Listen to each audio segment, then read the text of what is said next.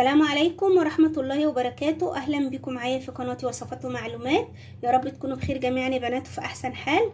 النهاردة إن شاء الله هعمل لكم مع بعض، هنعمل مع بعض وصفة ماسك حلو جدا جدا، ماسك يومي هيخلي بشرتك فاتحة ورطبة وجميلة جدا، بيعالج جميع مشاكل البشرة وبيفتح وبيرطب. هتلاقي شكل وشك كده مختلف تماما. استعمليه كل يوم، مفيش منه أي مشكلة ورخيص جدا، مفيش اي تكاليف. عندي معلقه كبيره من الزبادي كده، دي معلقه باقيه معايا من الزبادي. ممكن نعمل كميه تكفينا يومين.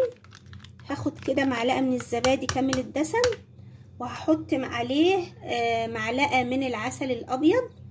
لو مش عندك عسل ابيض تقدري تستعملي، لو ما عندكيش عسل ابيض تحطي معلقه سكر، معلقة صغيرة من السكر حلوة برضو للبشرة هينعم، ومعلقة من النشا كده يا بنات. معايا كده معلقة صغيرة من النشا وهقلبهم مع بعض. ماسك سريع جدا تقدري تستعمليه وانتي واقفة في المطبخ بتغسلي بتطبخي، علشان تبقي كده مهتمة بشعرك وببشرتك، وكمان بتخلصي شغل بيتك. هنحط كمان يا بنات عصرة كده من الليمون. الليمون من الحاجات اللي بتفتح البشرة، بتقفل المسام المفتوحة، وكمان لو عندك حبوب او مشاكل من الحبوب، اثار حبوب، الوصفة دي حلوة جدا.